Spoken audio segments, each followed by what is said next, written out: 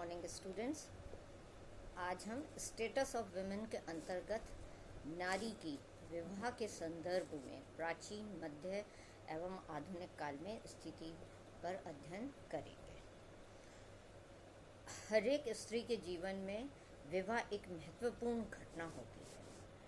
यह जहाँ एक तरफ स्त्री के भाग्य का निर्धारण करती है, वहीं पुरुष के भी डेस्टिनी को या उसकी नियति को निर्धारित करती है।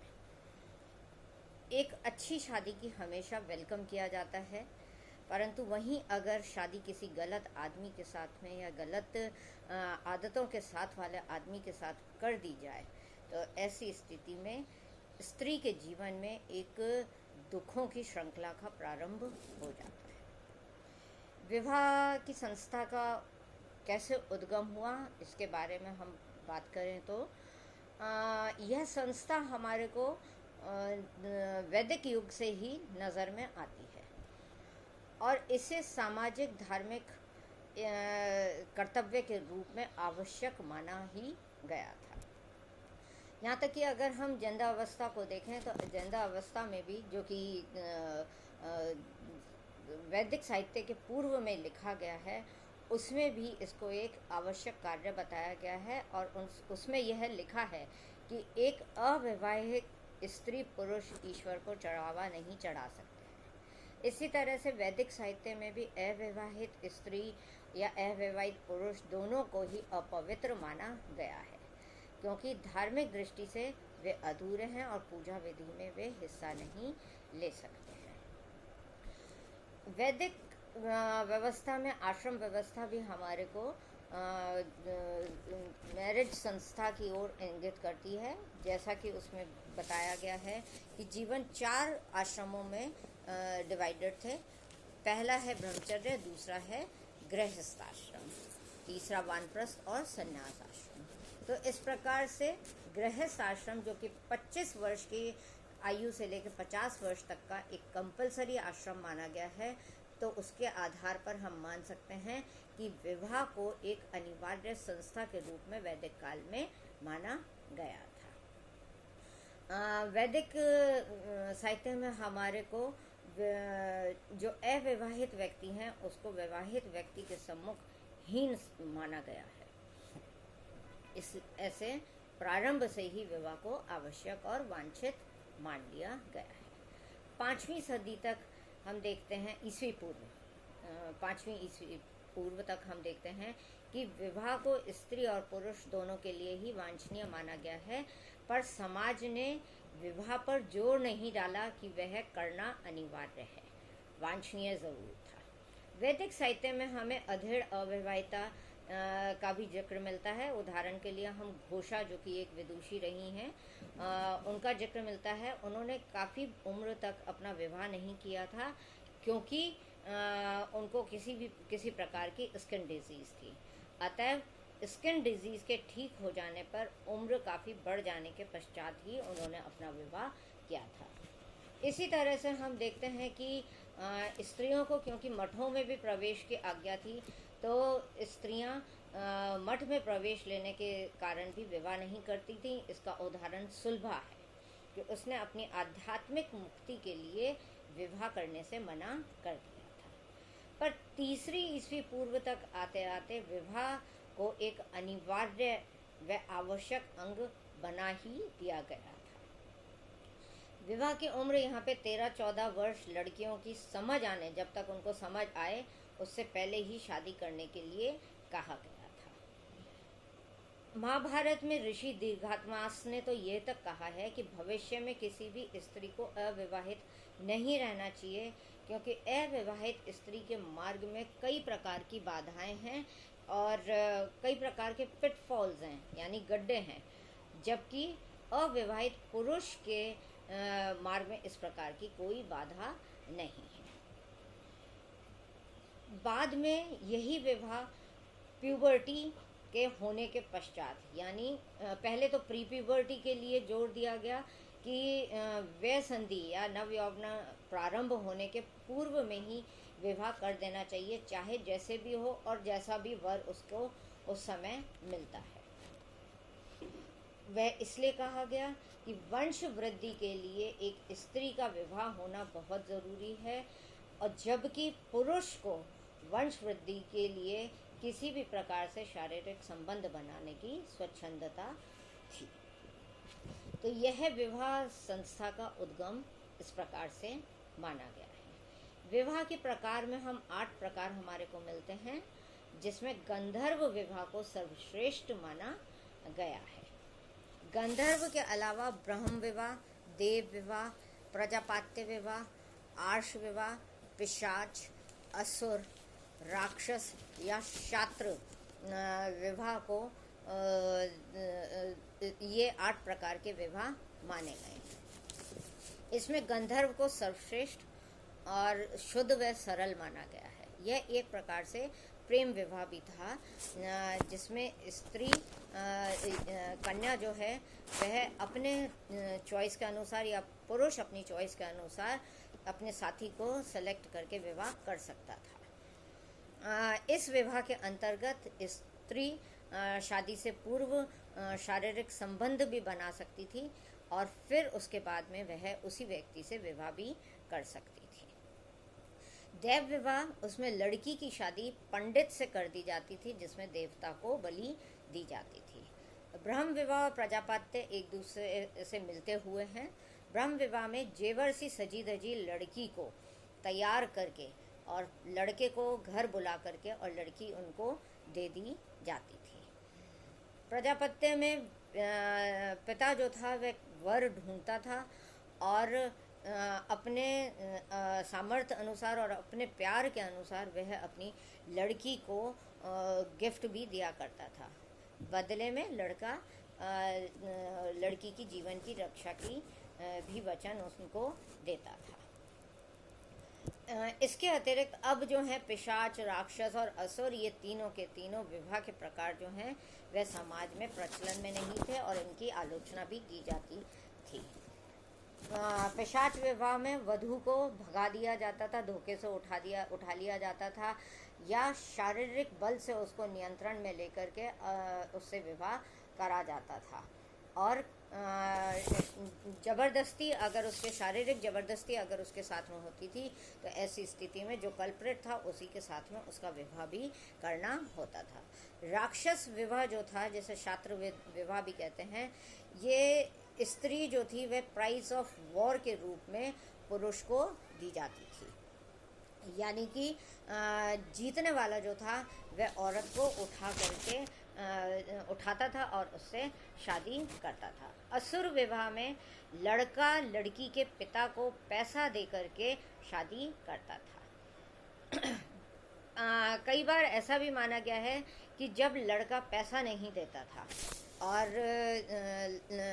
लड़की से विवाह के बदले में, तो उसको असम्मानजनक माना गया था और समाज में यह भी मान लिया जाता था कि उनकी जो कन्या है वह किसी लायक नहीं है, तो जहाँ पैसा नहीं मिलता था वहाँ उस परिवार की इज्जत भी नहीं होती थी।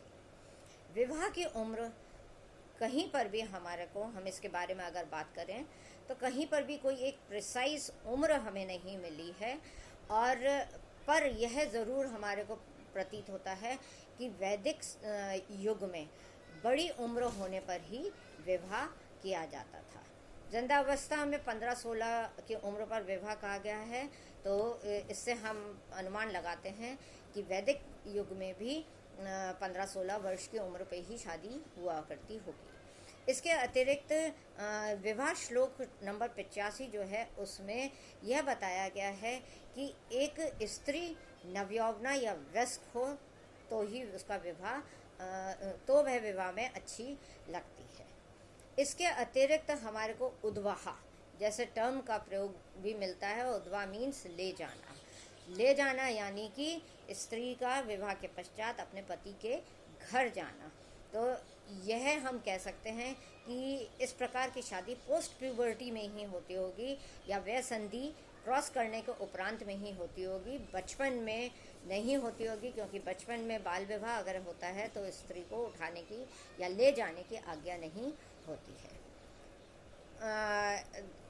और जो श्लोक नंबर 85 है उसमें यह तक मिला है कि स्त्री जाकर के ससुराल की बागडोर भी संभालेगी।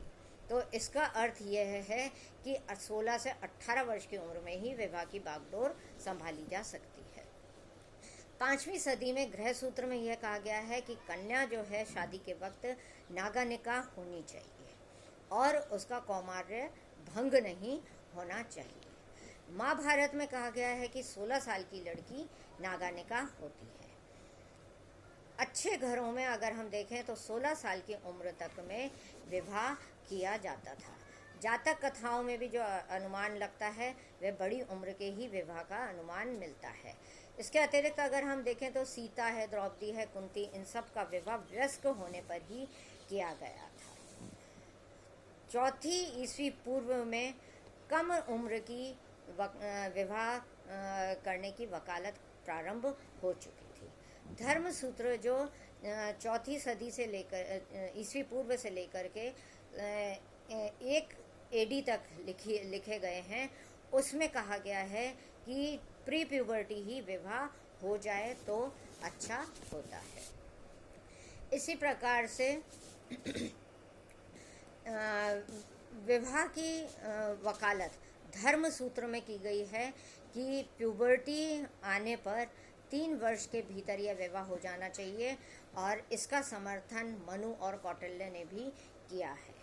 जबकि ऋषि गौतम ने कहा कि 3 माह के अंदर शादी हो जानी चाहिए।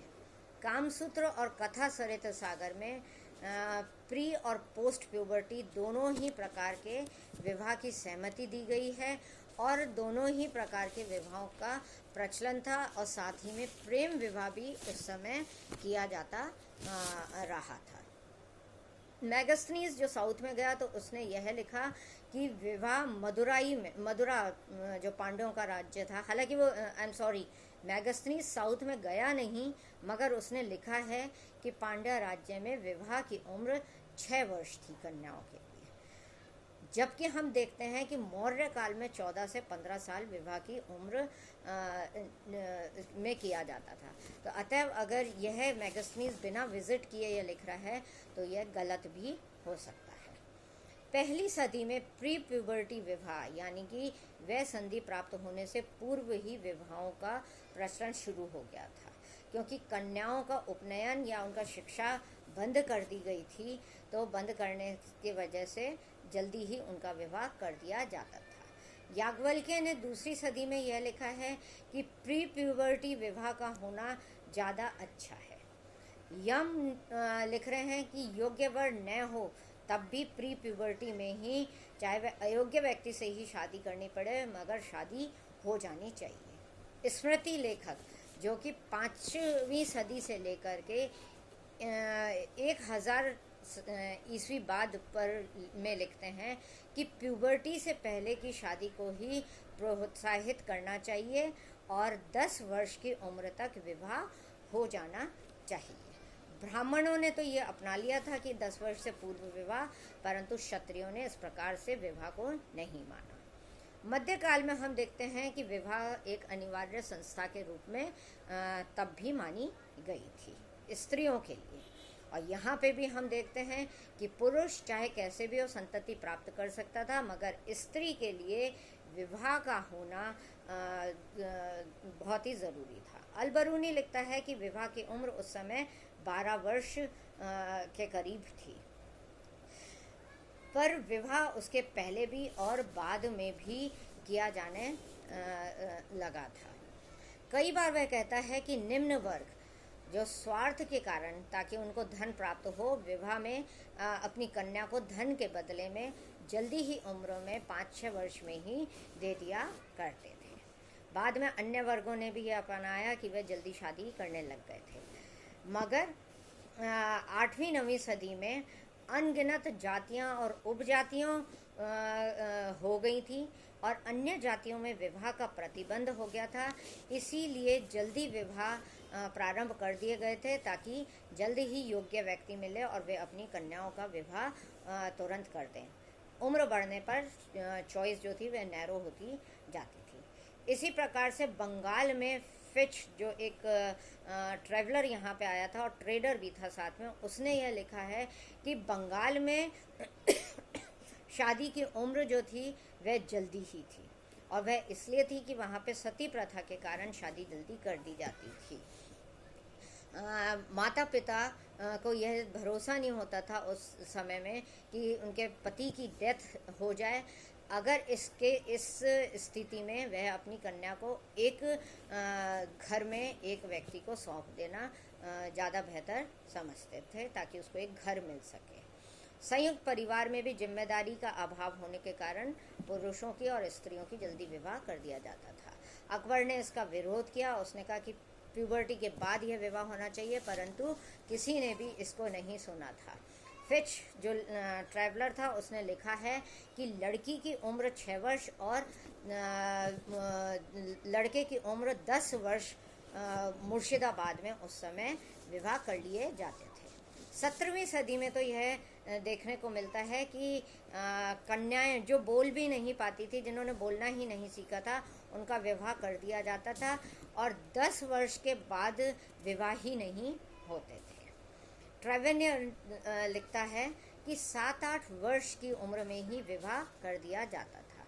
वह एक उदाहरण देता है कि एक मराठा पेशवा मराठा पेशवा के जो एक ब्राह्मण सेनापति था, उसकी पुत्री का विवाह 9 वर्ष तक नहीं हुआ था, तो वह युद्ध मैदान से ही पत्र लिख रहा है कि अगले साल मेरी बच्ची 10 वर्षीय हो जाएगी, अगर उसका विवाह नहीं हुआ तो तांडव हो जाएगा। ब्रिटिश शासन में उम्र 8-9 वर्ष निश्चित कर दी गई थी, उस पर विवाह होने लग गए थे, परंतु पाश्चात्य विचारों के संपर्क में आने पर उम्र बढ़ाने पर भी विचार किया गया था।